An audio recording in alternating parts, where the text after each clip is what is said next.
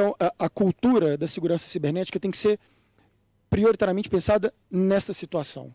É muito caro para a justiça proteger os nossos dados, que são, obviamente, dados de processo, mas também dados dos usuários da justiça, dados dos servidores, dos magistrados, porque, obviamente, há vazamento de credenciais que expõe não só a instituição, mas como o próprio usuário, né?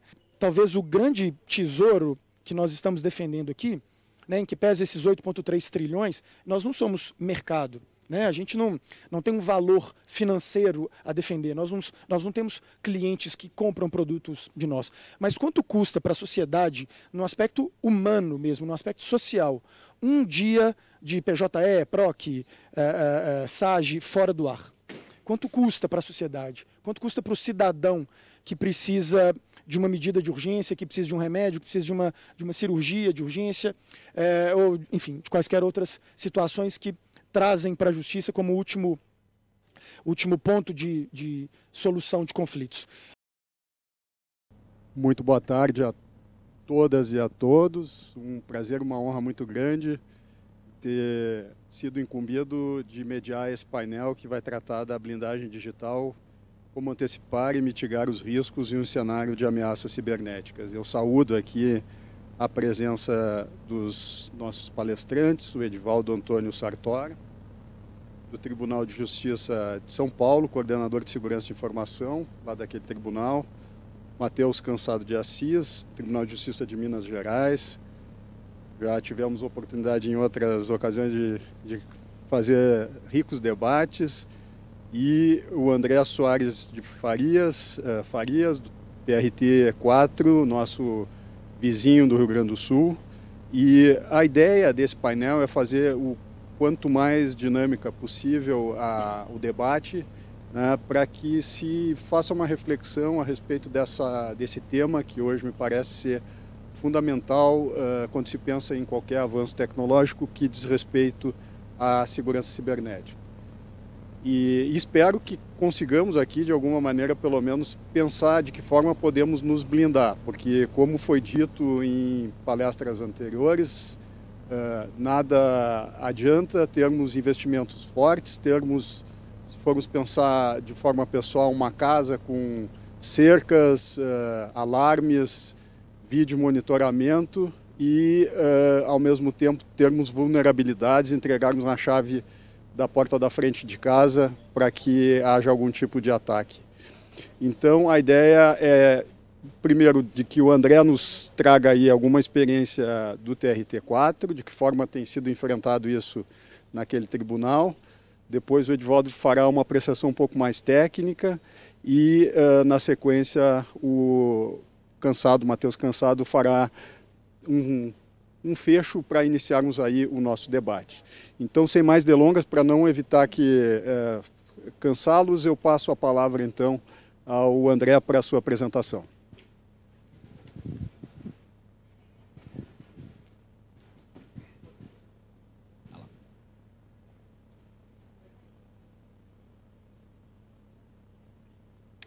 Boa tarde a todas e a todos.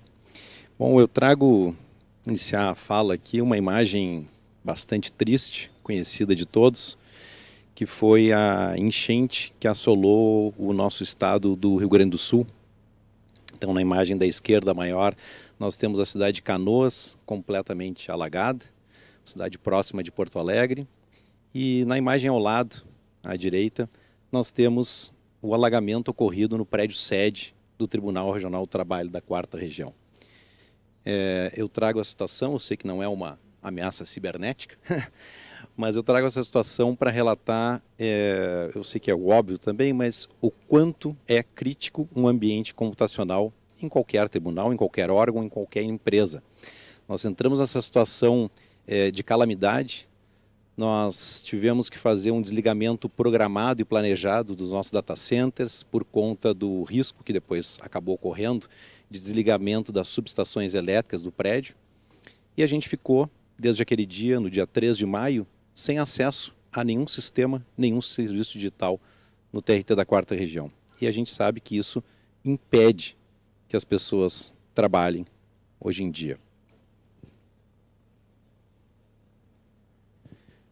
Só para vocês terem uma ideia, no TRT da 4ª Região, nós temos mais de 2 centenas de sistemas, nós temos mais de 2 milhões de processos judiciais, nós fazemos a guarda desses 2 milhões de processos judiciais, nós temos uma rede estabelecida em todo o estado com mais de 14 mil pontos de rede no estado e cerca de 1.400 telefones, todos gerenciados pelo nosso data center. Então, a partir do momento que a gente fez o desligamento dos data centers, então todos esses serviços digitais pararam e por óbvio, a gente não parou nem um minuto depois de pensar e trabalhar para restabelecer isso no menor prazo possível.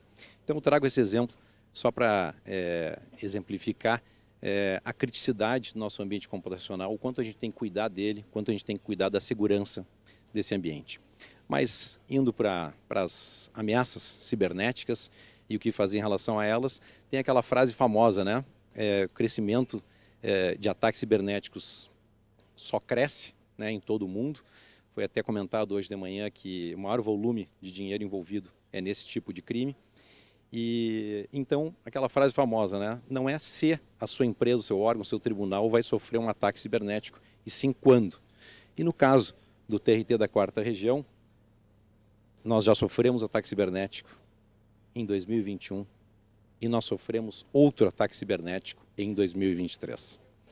Então, a minha fala aqui é mais no sentido de trazer esses exemplos e mostrar um pouco em como nós atuamos no primeiro ataque cibernético, depois como nós nos preparamos e protegemos melhor ainda o nosso ambiente computacional quando então a gente sofreu o segundo ataque cibernético em 2023.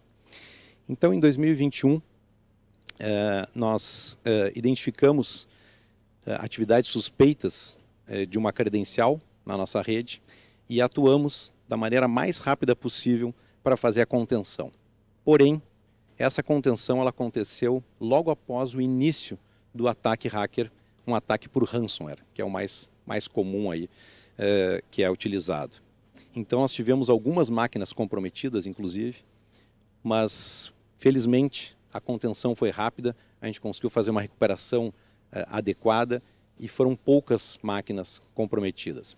Depois, no curso da investigação, nós chegamos à conclusão de que o ataque iniciou a partir do comprometimento de uma credencial, se utilizando da técnica de phishing.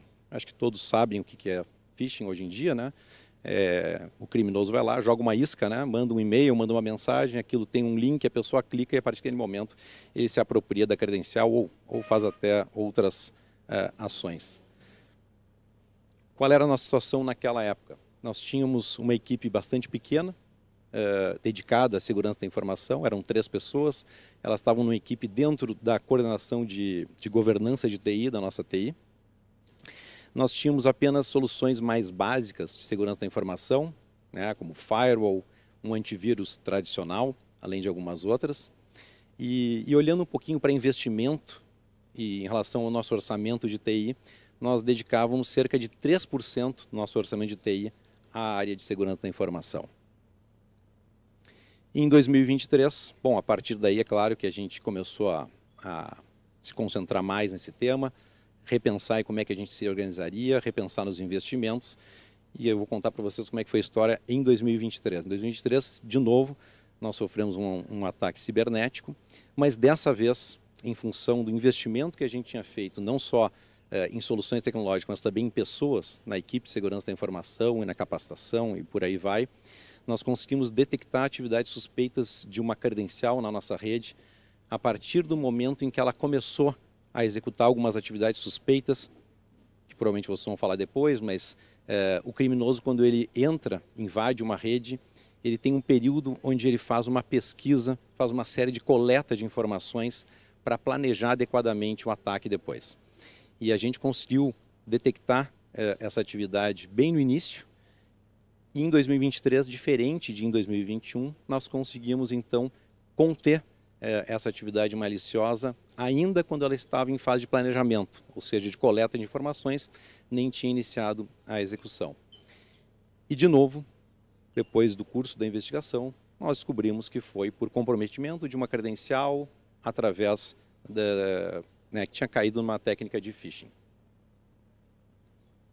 A nossa realidade em 2023 já era bem diferente, nós conseguimos ampliar a equipe de 3 para 7 pessoas, então incrementamos bastante. Essa equipe dedicada, a gente formou uma coordenadoria que teria uma atuação transversal em toda a nossa TI.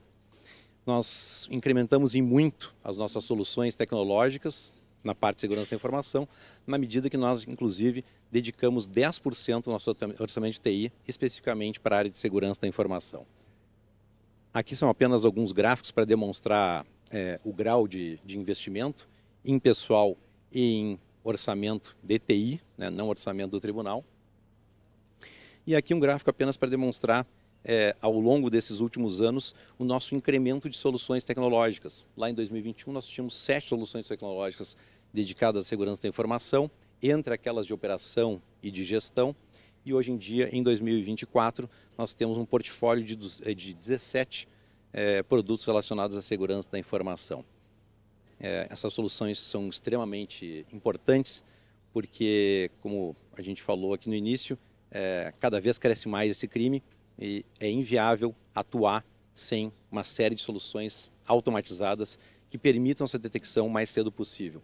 Para vocês terem uma ideia, hoje, no TRT da 4ª Região, mais de 2 milhões de eventos de segurança da informação são tratados por mês por esse conjunto de soluções tecnológicas. Então, imaginem se a gente não tivesse esse arcabouço de soluções tecnológicas, em que situação nós estaríamos.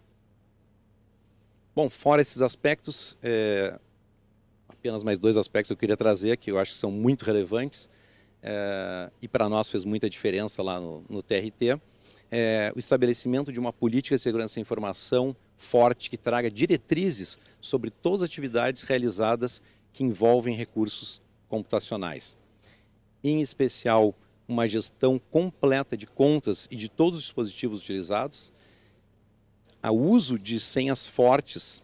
Para vocês terem uma ideia, nós tínhamos senhas de 8 caracteres, nós ampliamos para 12 caracteres, que é o mínimo recomendado atualmente, com utilização de MFA, que é um segundo fator de autenticação que identifica, garante a identificação daquela pessoa, e com troca periódica. E isso para todas as contas. A gente sabe que às vezes tem contas que a gente estabelece a diretriz, mas tem contas às vezes de integração entre sistemas, etc., onde isso não é estabelecido e ele tem que ser 100%. E claro também, estabelecimento de gestão de riscos em segurança da informação em todos os nossos processos da TI e também em todos os novos projetos que iniciam. E por fim, como o elo mais fraco normalmente são as pessoas, né? Deu para ver ali que tanto num ataque cibernético quanto no outro foi através de um usuário, através de um comprometimento de uma credencial. Então, um investimento alto em treinamento e conscientização de todas as pessoas da organização. Só para trazer um exemplo aqui, nós estamos agora rodando uma campanha de conscientização que a gente está chamando de phishing educativo, né? É uma ferramenta que a gente contratou e ela envia um e-mail de um phishing fake, por óbvio, para um público-alvo. Então, ali para vocês terem uma ideia, a imagem da esquerda, que diz Microsoft, a gente enviou esse e-mail. Para vocês terem ideia de quanto fake ele é no TRT da 4ª Região, nós não temos conta Microsoft, e a gente enviou esse e-mail. A gente enviou esse e-mail para um público-alvo bem selecionado de início, porque foi agora, em setembro, e ao invés de enviar para todo o tribunal, a gente resolveu fazer um piloto. E a gente resolveu fazer um piloto com a nossa própria TI. Bom, a TI é a galera que conhece. Mas a TI é a galera que conhece o assunto, domina, né? Não vai cair em algo assim, né? Algo tão bobo assim, inclusive como um e-mail ali da Microsoft, né? O objetivo desse treinamento e conscientização, nós temos 2 grandes objetivos, né? Um dos objetivos é identificar o grau de maturidade da organização em relação à segurança da informação, e o segundo objetivo é já conectar com um treinamento relacionado a esse tema. E ali está um gráfico dos resultados da aplicação desse phishing fake lá no TRT da 4ª Região, na nossa equipe de TI. O público-alvo foi de 134 pessoas, 89 pessoas abriram a mensagem e dessas 89, 20 pessoas caíram no phishing. É mais de 20%, é um índice bem significativo, bastante alto, que eu não esperava dentro da equipe da TI. Mas enfim, essa era a minha ideia. Eu acho que investi bastante em tudo, mas em especial nas pessoas, para a criação de uma cultura organizacional voltada à segurança da informação. Muito obrigado, André. Acho que é uma primeira reflexão, já nos traz aí uma ideia de que não é fácil essa atividade, ela deve ser estruturada de maneira proativa em várias camadas, principalmente, então, analisando a questão humana. E com essas considerações aí eu passo então a palavra ao Edivaldo, que vai nos trazer aí a visão do Tribunal de Justiça de São Paulo. Obrigado, doutor. Boa tarde. Enquanto o pessoal sobe a apresentação aqui, André, eu queria pegar um gancho. A gente estava falando de teste de phishing. Talvez há uns 8, 10 anos atrás, a gente chegou a cogitar um teste desse de phishing internamente. Deixando claro, 8, 10 anos atrás, outra cultura, outro momento. E o retorno que a gente teve, basicamente, ok, vamos rodar, mas não é desagradável a gente mandar isso para magistrado? Eles podem se sentir enganados. A gente pode rodar isso avisando eles primeiro? Aí a gente desistiu, né? Certo, Glaucio? A gente desistiu. Glaucio participou aqui disso. A gente achou por bem não continuar. Então, só para dar um pouco do cenário. Bom, então, retomando aqui, né? Em cima do tema, a gente se apresenta normalmente quando começa uma apresentação. Falaram para colocar uma apresentação, então esse sou eu. E a ideia, a gente tem falado aqui, né, da blindagem digital, etc. Esse slide eu diria que é chover no molhado, né? Mundo cada vez mais digital, e a consequência é a segurança da informação ou a falta dela, como queiram.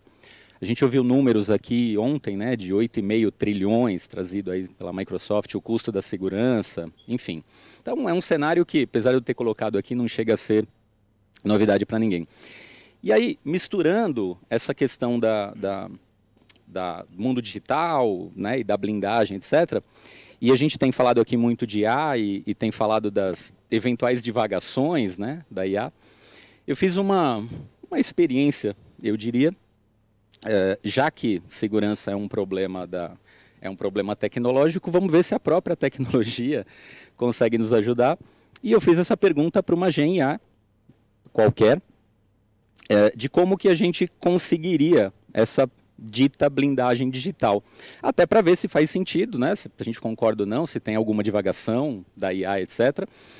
E ela diz o seguinte, ó, a blindagem digital envolve a adoção de medidas robustas, segurança cibernética, ok? E sugere algumas tecnologias ali na frente que devem trazer isso para a gente, devem trazer essa tal da blindagem. Então, nada diferente do que o colega André falou aqui, criptografia, NG-File, múltiplo fator, né, que vocês implementaram lá agora, um plano de recuperação de desastre, fazer monitoramento, deixei grifado ali de propósito, né, capacitação e treinamento, a gente não consegue isso sem usuário envolvido diretamente, etc. E aí ela conclui falando que a combinação dessas estratégias é legal, é importante, e mais importante ainda é o equilíbrio entre tudo isso, né, a própria segurança, o custo, impacto operacional, etc. Até aqui, cheque, né? Para quem não é da área de tecnologia, cada sigla dessa aí, cada conjunto de letras dessa daí é uma ferramenta, uma tecnologia, um tipo de abordagem para N tipos de problema, dentro da segurança naturalmente. NG-File, EDR, XDR, enfim, anti-spam, antivírus, MFA, tem uma salada aí que, ok, tecnicamente cheque, como eu disse, mas cada solução dessa gera um tipo de feedback para a gente, que tem que ser gerenciado, tem que ser monitorado, tem que ser acompanhado, tem que ser tudo conforme ilustrado aí, né? Tem que tudo trabalhar sincronizado, porque não adianta a gente ter eventos de forma isolada. O André comentou a quantidade de eventos que eles tratam, que vem desse monte de ferramenta, né? Eu preciso receber evento para tirar alguma característica técnica, mas a gente viu ali atrás também que a gente não consegue isso sem capacitar o usuário. Né?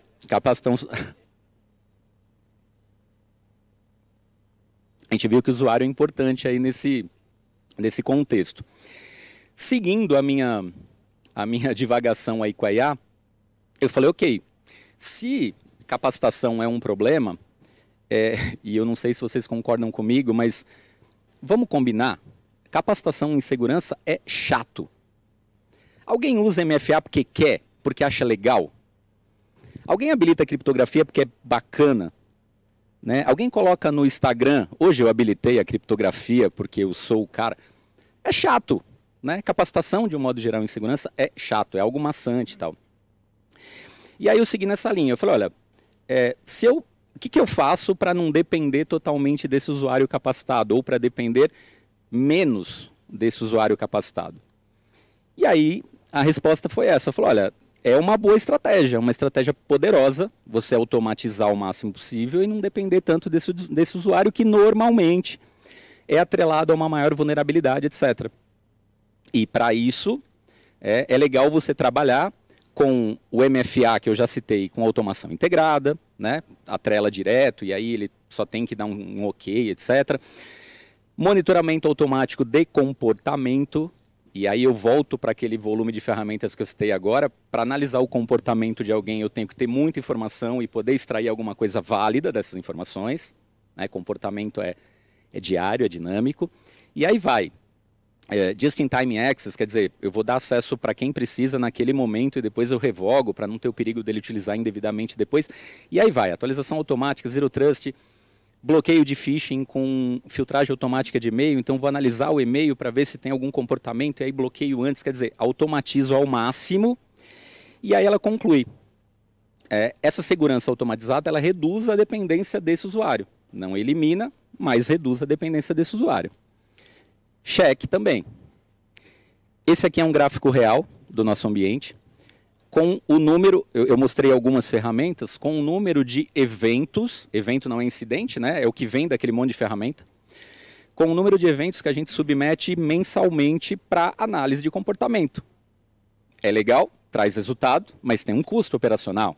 A gente está falando aí de quase 3 bilhões de eventos no mês. Uma conta redonda aí, mais de 100 milhões de eventos, perto de 100 milhões de eventos por dia, para poder tirar algum insight válido, né, desse monte de informação.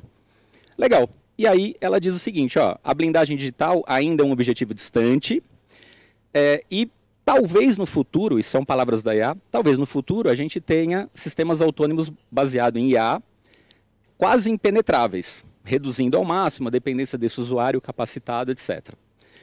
Já concluindo, eu falei, tá, então o que falta para essa blindagem? Quer dizer, posso abrir mão do meu usuário, dessa capacitação do usuário e vou para algo mais tecnológico ou menos dependente do usuário. E ela diz o seguinte, olha, isso é um objetivo aspiracional e a eterna briga entre defensor e atacante, ela tende a continuar. Quer dizer, a mesma IA que a gente utiliza para se proteger está sendo utilizada também para o atacante para criar um malware, um problema menos detectável, eu diria. E aí ela coloca como problema, para chegar nesse ambiente impenetrável, ou praticamente impenetrável, alguns dilemas que já foram discutidos aqui e tem tudo a ver com a IA, né? No contexto geral. Primeiro, qualidade e quantidade de dado para treinamento. A gente volta para o contexto de IA padrão, eu diria, só que agora com foco em segurança.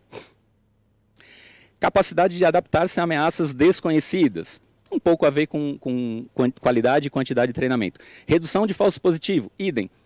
Colaboração entre IA e humano.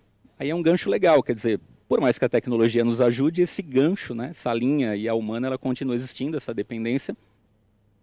Interoperabilidade entre os diversos sistemas de IA. E o que ela chamou de defesa contra ataque adversariais. Basicamente, é o envenenamento da IA, do aprendizado da IA, para ela aprender errado e me dar um retorno errado. A gente volta para a briga atacante e defensor, né? Quem vai usar melhor a tecnologia? E aí, ela conclui dessa forma, aliás, uma conclusão que eu corroboro, inclusive, né? Eu falei aqui se ela iria ou não devagar, mas ela diz o seguinte, a corrida armamentista digital ela vai continuar existindo, né? Atacante contra defesa, agora com o uso de IA, com uma ferramenta mais poderosa. Eles estão se desenvolvendo em paralelo e ela fecha o seguinte, a eliminação quase completa, ela provavelmente não vai existir, mas a gente deve ter um ambiente mais resiliente e mais adaptado para mitigar risco e impacto. Basicamente, né, de novo, eu concordo, a gente está falando de divagação e acho que ela não divagou. A gente imaginar que a gente vai ter um futuro totalmente seguro por conta da IA, segundo ela própria, é uma aspiração, mas eu acho que a gente tende, com tudo isso que foi dito aqui tecnicamente e por tudo que o André colocou, buscar esse ambiente mais adaptado e mais resiliente. Quer dizer, ok, fui atacado, tive problema, o André mostrou isso agora, em quanto tempo eu consigo me recuperar? E a tendência é que eu consiga fazer isso o mais rapidamente possível. Então, isso, doutor, um pouco do ambiente técnico para o seu gancho. Obrigado. Muito obrigado, Edivaldo, que nos coloca que, de fato, a solução ela não é uma solução única e mágica, né? Ela envolve, de fato, essa postura proativa em camadas que vão desde a questão humana, como foi bem colocado pelo André, mas que deve ser estruturada também, hoje com o emprego de IA, né? Porque nos auxilia em muito, mesmo cientes de que a IA também será objeto de utilização pelos atacantes. Mas a reflexão foi muito bem posta e eu gostaria só depois no final de acrescentar uma questão de governança que me parece que é muito importante e foi ao início da fala do Edivaldo colocada, da dificuldade que se tem de conscientização do nosso público interno e de que forma eu entendo que isso pode ser facilitado. Mas eu passo a palavra ao Matheus aqui, que vai tentar aí nos fechar esse ciclo inicial de colocações, tá bom? Obrigado, desembargador. Boa tarde a todos. Mais uma vez uma honra participar dos eventos do JX, parabenizando mais uma vez ao Piccoli e toda a equipe pelo brilhante evento, como sempre. Bom, meus colegas inflacionaram o mercado, né, com as brilhantes apresentações. Não estava previsto ter os slides, então eu vou ter que me desdobrar aqui. Eu vou me desdobrar aqui para tentar enriquecer essa nossa discussão. E aí, iniciando com uma reflexão, aqui a gente está falando para uma série de gestores de TI, magistrados, procuradores, defensores públicos, atores do poder judiciário, tanto na área judiciária quanto na área de TI. E eu tenho certeza que nenhum dos senhores e das senhoras gostaria de acordar um belo dia para ir trabalhar e receber a notícia que o André recebeu de que o seu tribunal foi atacado, né? Eu tive também o privilégio de ser convidado pelo Piccoli para compor o comitê de cyber que trabalhou junto com a Deloitte para organizar essas ações que estão acontecendo aqui, do Capture the Flag e do óculos de simulação de ataque virtual. Inclusive, reforçando o convite para quem ainda não foi participar e conhecer as áreas, reforço o convite. E isso é fundamental, porque, de fato, aquele número, né, que você falou, 8,3 trilhões de dólares, que é o valor que o cybercrime movimentou só em 2024, é o valor estimado. Isso já dá para a gente a dimensão de que a gente não está falando de uma coisa menor. Não é uma bobagem, não é um pormenor das nossas atuações. Não só enquanto profissionais das instituições, né, de justiça, do ecossistema de justiça, mas também como pessoas, né, como usuários de TI. E acho que é fundamental a gente entender que quando a gente fala de blindagem digital, para a gente tentar se proteger de toda a gama, de toda a sorte de ataques que somos sujeitos todos os dias, né, com aqueles milhões de eventos de segurança que sofremos e identificamos todos os dias, é importante a gente imaginar, né, quando a gente pensa em blindagem, a gente pensa num escudo. Só que eu acho que esse escudo da blindagem digital para a cibersegurança, ele tem que ser um escudo parecido com o escudo do Capitão América, que é um escudo que serve para defesa, mas ele também serve para atacar. Ele também tem que ter o viés da proatividade. Não podemos ser só reativos. Bom, eu instalei um Firewall Next Generation, eu instalei um CIEM, eu instalei um SOC, eu atualizei aqui minha solução de Endpoint Protection e agora eu já posso dormir em paz. O trabalho da cibersegurança é diário e ele é muito caro do ponto de vista operacional, né? Tanto no aspecto humano quanto no aspecto financeiro. E é fundamental que a gente entenda também que isso é muito difícil fazer só com o que a gente tem em casa. Eu vi os seus números, né, da evolução da sua equipe, né, do tamanho da sua equipe e do seu orçamento. No TJ de Minas a gente passou pelo mesmo, né, com um momento muito oportuno, muito positivo agora, de termos conseguido de 2023 para cá reforçar significativamente o nosso time. Na verdade, criarmos uma assessoria de segurança cibernética que nunca existiu enquanto área dentro da TI. Sempre foi algo muito embrionário e muito defendido exclusivamente pela TI. Então, há uma série de elementos no Poder Judiciário como um todo que tem contribuído para isso. A resolução 396 do CNJ, né, a Estratégia Nacional de Segurança Cibernética, foi um catapultador para que essa preocupação chegasse nos níveis mais altos, né, decisórios das instituições de justiça. Então, nesses últimos 1 ano e meio, mais ou menos, a gente conseguiu não só criar esse time, como, mais recentemente, concluir a contratação de serviços gerenciados de segurança. Que isso nos permitiu subir enormemente de patamar.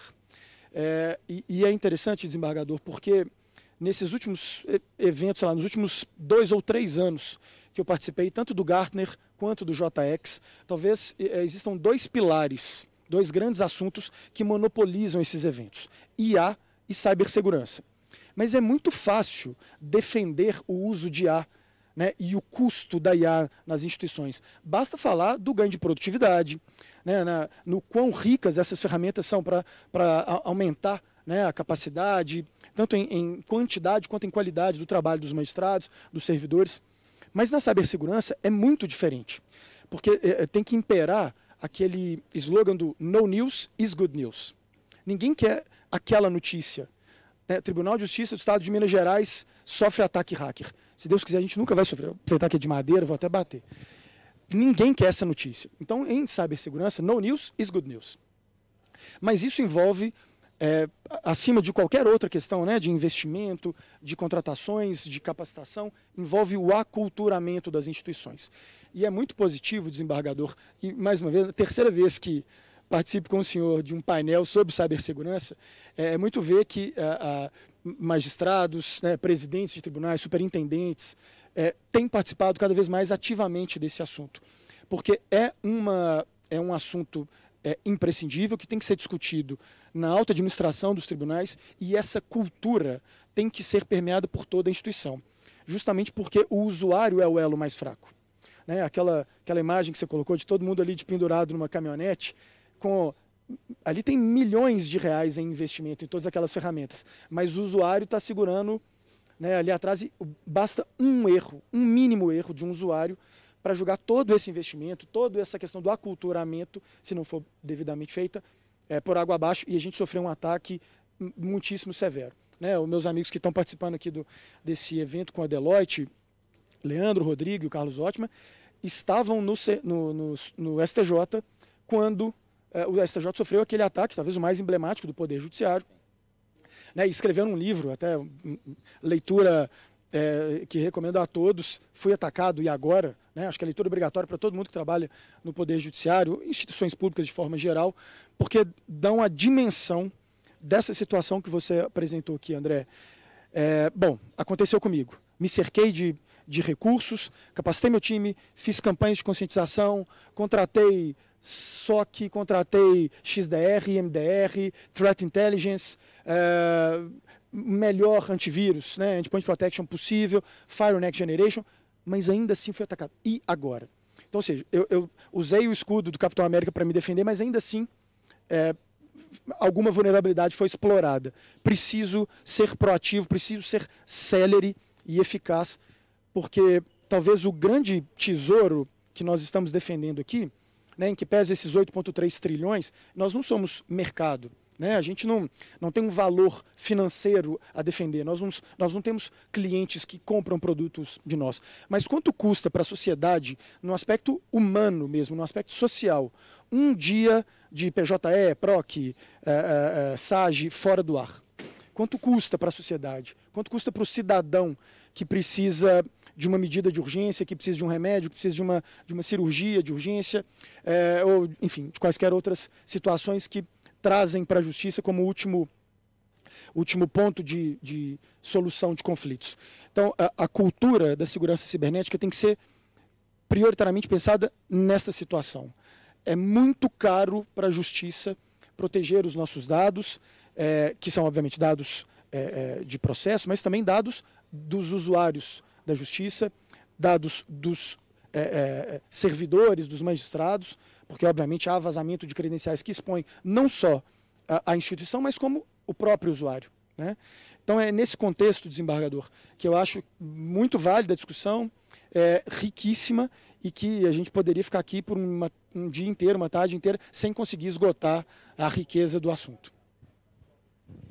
Muito obrigado, Matheus. As considerações elas são absolutamente pertinentes e, de certa forma, faz um fecho nas 3 exposições. Eu gostaria de acrescentar um elemento que me parece que é fundamental, que é a questão da governança. O que eu penso que seja fundamental para as instituições, para sensibilizá-las do problema da cibersegurança, que, como bem coloca o Matheus, funciona um pouco como aquela infraestrutura que não aparece. É tipo o encanamento que tem de ser feito, é custoso, né, gera uma despesa significativa no orçamento dos tribunais, que se sabe que é limitado, mas que é absolutamente necessário. O que, penso, sensibiliza as instituições é saber que, tirando as pessoas, que é o corpo de magistrados, servidores e colaboradores dos tribunais, não há nada, mas absolutamente nada mais valioso do que os dados que nós preservamos. Essas são as nossas joias da coroa. E como é que se consegue sensibilizar as pessoas internas numa instituição? Esse tipo de reflexão nós fazemos no Tribunal de Justiça do Rio Grande do Sul, e eu penso que a forma mais fácil de sensibilizar as pessoas tentando aproximar a sua vida funcional da sua vida pessoal. Quem é que hoje não tem preocupação com os seus dados pessoais, bancários, dos seus relacionamentos, enfim, a pessoa age de maneira descuidada, sem zelar por senhas ou nas suas atividades pessoais, nas suas relações, nas suas transações pessoais? Evidentemente que não. Então, na medida em que se consiga estabelecer uma forma de linkar essa situação de vida pessoal com a vida funcional e demonstrar à instituição, aos membros internos da instituição, que essa preocupação é uma preocupação de todos, e se não for de todos, ainda que se invista milhões e com os melhores recursos tecnológicos possíveis, nós não chegaremos ao produto final esperado, que é de uma segurança cibernética mínima que respalde as instituições dos ataques que se sabe são constantes. Aliás, no Tribunal de Justiça do Rio Grande do Sul, infelizmente, nós sofremos também, no mesmo ano que o TRT4, um ataque hacker que gerou um certo impacto, não chegou a comprometer dados de processos, mas as estações de trabalho foram comprometidas e tiveram que ser todas redefinidas no nosso parque de máquinas. Eu gostaria de colocar aos nossos palestrantes, que são eles de que forma os senhores pensam que se poderia sensibilizar nas suas instituições a estrutura de governança, de que forma tem enfrentado esse tipo de situação para tentar sensibilizar a alta administração e mesmo os membros dos seus tribunais para que se conscientizem com a necessidade de multifator de autenticação, com a necessidade de cumprimento daquelas normas básicas que até a Deloitte gosta de falar, da higiene básica de segurança cibernética. Vamos começar pelo Matheus, então, agora aqui, inverter a ordem. Obrigado, desembargador. Primeiro, falando dessa questão que o senhor trouxe primeiro, desembargador, do aculturamento, né, eu concordo com o Edivaldo, é chato, né, toda vez pedir, né, e fazer campanhas de conscientização e capacitação, mas eu lembro do seguinte, eu tenho 2 filhos, um de 11 e um de 9 anos. Toda noite eu falo com eles para escovar dente. E eu tenho que falar todas as noites, porque senão eles não vão escovar. É chato também ter que falar, eu sei. E eles às vezes falam, pô, mas que chato, tem que escovar dente de novo? Filho, tem que escovar dente de novo. O reforço na importância e no quão imprescindíveis são esses controles básicos de segurança da informação, a gente vai precisar reforçar para o resto da vida até que vire cultura. até que fique entranhado no dia a dia, na atuação de cada um dos servidores, dos usuários da justiça. E essa questão da governança, desembargador, e até, né, conseguindo subir isso, escalar isso aos níveis mais altos decisórios das instituições, eu acho fundamental a gente profissionalizar a lida com a segurança cibernética. Com essa contratação recente que a gente fez, a gente conseguiu apresentar para a instituição algumas informações num nível de detalhamento e de riqueza que não tem como não ser avaliado de forma muito atenta, muito zelosa pela administração. Então a gente já fez algumas análises com a empresa que nos atende, que foram levadas à presidência e ganham outro respaldo, inclusive, quando vem de uma empresa com todos com todas as condições, com todo o aparato ferramental e de condições mesmo, né, de apresentar dados com muita precisão, e isso engrossa, né, o coro. Então, eu acho que nessa questão da governança é fundamental que, principalmente nós, que somos da área de TI, consigamos levar aos conselhos, né, decisórios, às esferas mais altas decisórias das administrações, informações consistentes, relevantes sobre os riscos que estão, né, batendo a nossa porta o tempo inteiro e das ações de remediação. Porque com isso a gente ganha o respaldo para conseguir realizar as ações que são eminentemente técnicas. Inclusive aquelas de conscientização, evidentemente. Mas então talvez a palavra principal que eu imagino, desembargador, é essa, é profissionalizar. É a gente engordar esse coro com serviços profissionais. Tá? Passo já aos colegas para não esticar muito o tempo. Obrigado, Matheus. Concordo completamente. Faz sentido, me incomoda um pouco, né, desembargador, essa coisa e acho que todos usamos aqui, essa coisa do aculturamento apenas pelo medo, né? Ou faz ou vai ser invadido, ou faz ou vai perder dinheiro, ou faz... não tenho resposta correta, não sei se existe uma forma, né, mais viável para isso, mas concordo com o Matheus. Acho que essa profissionalização ajuda muito. É um fato, santo de casa nem sempre faz milagre, independente da capacitação de cada um. Então, de novo, concordo. Essa questão do medo é delicada, a mudança cultural ela não é rápida, né? Todos aqui sabemos. E infelizmente, às vezes essa mudança ela vem por algum trauma. Eu costumo brincar internamente que eu chamo o WannaCry de meu parça, né? Meu brother. Claro, não porque eu esteja... Né? Ninguém gosta de ser atacado, e a gente teve problema com a WannaCry lá em 2017, salvo engano, mas para o bem ou para o mal, acaba acelerando essa mudança cultural de que, olha, o que estão me falando não é só papo, né? Não é só medo, né? Olha, vai invadir, vai perder, vai... Opa, é sério, a coisa existe, né? A gente está falando aqui de valores de 8,5 trilhões, etc., não é um número de evento, é algo que bateu na minha porta. Então, concordo, eu acho que passa pelo aculturamento, passa pela repetição, passa pela capacitação diária, por mais que seja chato escovar os dentes todos os dias, mas passa pela capacitação diária, e é nosso dia a dia, né? Como eu disse no começo, todos aqui compartilhamos esse... aspas, novo mundo digital e a segurança está dentro desse pacote, ou a falta dela está dentro desse pacote, seja na vida dentro dos tribunais aqui, seja na nossa vida pessoal, não tem como fugir. Ficou difícil de complementar agora. Eu acho que os colegas já deram uma explicação, acho que bastante completa. Eu concordo com todos os aspectos e acho que tem que ter repetição. A nossa ideia com aquele treinamento de conscientização, porque uma vez o cara clica no link e ele cai na armadilha, entra automaticamente numa capacitação sobre esse tema. Então, já é uma coisa mais forçada, né? Acho que a gente vai ter que fazer isso repetitivamente. As administrações certamente estão bastante sensíveis, né? Já conhecem os riscos, entendem bastante. E aí eu vou trazer o exemplo dos nossos 2 ataques que nós sofremos e a questão aí de agir pelo medo, né? Infelizmente, isso funciona muito bem. Lá no TRT da 4ª Região, em diversas oportunidades, mesmo nessa história chata mesmo de implementar MFA, isso e aquilo, e tem que melhorar a segurança, e que coisa chata isso, etc. Os próprios colegas já vêm e dizem, não, mas a gente entende que é importante, a gente entende que é necessário. Então, o aculturamento eu acho que está ocorrendo de forma gradual e a gente vai chegar num aculturamento bem positivo. Muito obrigado, temos um pouquinho mais de 1 minuto aqui. Eu gostaria só de trazer um episódio em particular que fez com que, vamos dizer assim, houvesse uma sensibilização dos colegas. Nós temos um contrato dentro do nosso, vamos dizer assim, portfólio de sistemas de segurança no tribunal, que nos permite fazer uma pesquisa na Deep Web. E nós tivemos uns problemas de vazamento de senhas e eu solicitei então a esse fornecedor que fizesse uma pesquisa rápida na Deep Web. Dentre 1.200 mais ou menos magistrados que nós temos, 140 tinham tido senhas vazadas.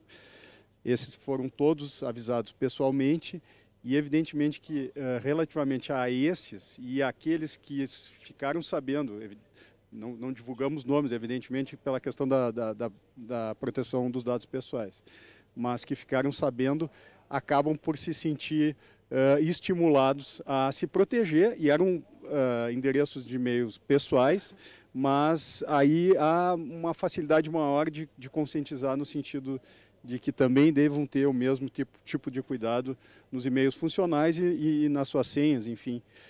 Nosso tempo realmente está acabando. Eu gostaria de dizer que foi uma satisfação enorme poder compartilhar desse painel com o André, com o Edivaldo e com o Matheus mais uma vez, e agradeço aí o brilhantismo das exposições. Tá? Muito obrigado.